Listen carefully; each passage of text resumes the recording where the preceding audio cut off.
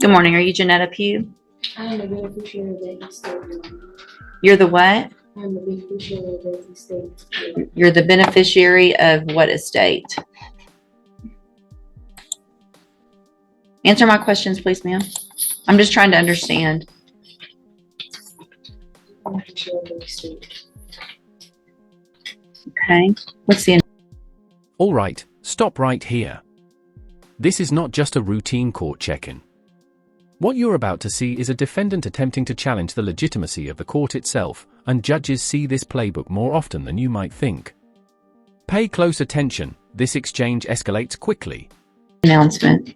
Judge, it's my understanding that Ms. Pugh and her family has retained an attorney on this matter. You may, I don't know if you remember, Judge, this is when I was originally appointed on, and we were on the trial docket.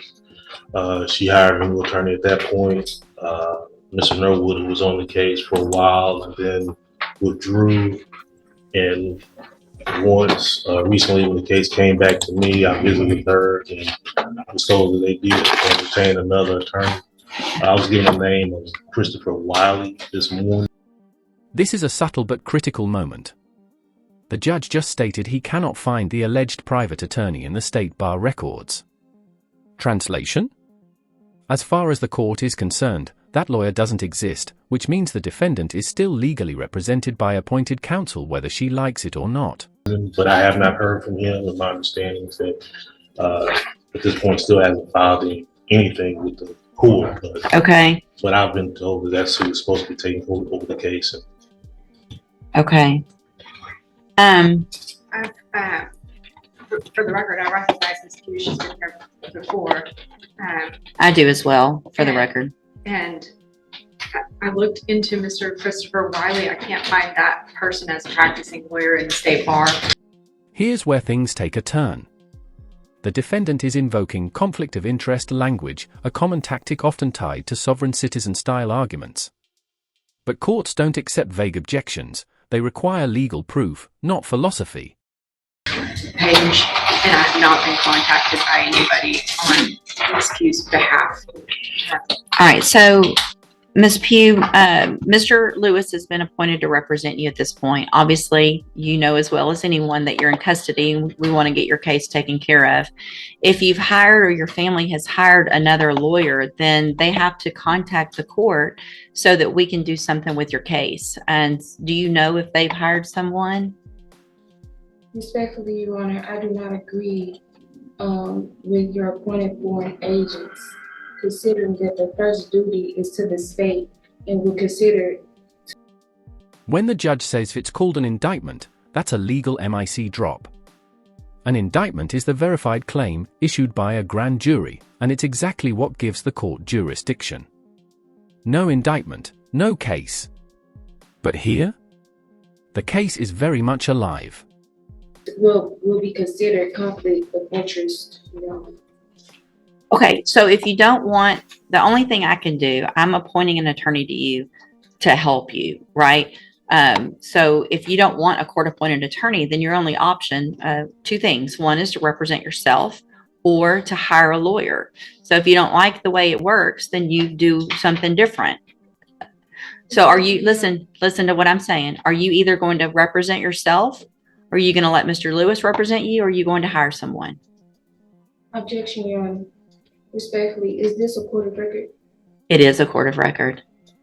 So your objection's overruled. Okay. Respectfully, Your Honor, where is the verified claim that is being placed against my trust? Denial of habeas corpus is huge. That means the judge has found no unlawful detention, no procedural failure, and no emergency relief.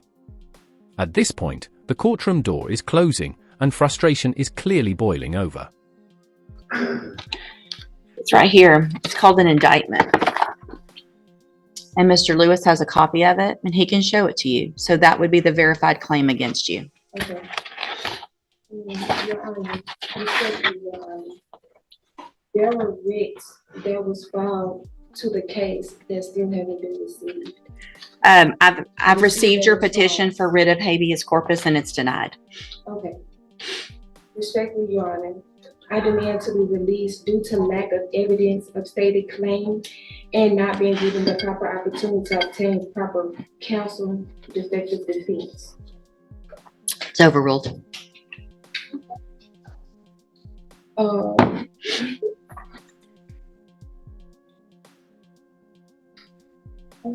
You're running out, aren't you? No, it's fine. So here's the thing, Miss Pugh. I appreciate your position, but listen, Respectfully, Your Honor, Miss Pugh, with don't my speak over me. incarceration- Respectfully, Your Honor, with my incarceration being Miss so- Pugh, just because you say respectfully does not mean that you get to interrupt me. That's disrespectful, right? Hang on. Listen to me. Everything you have there is overruled. And here's one of the reasons why is because you have a lawyer and your lawyer will file the appropriate motion. You're interrupting me again, which is disrespectful. So I'm going to leave Mr. Lewis as your attorney unless you choose to represent yourself or hire someone else. I'm going to give you 2 weeks to determine what you're going to do. You can go back.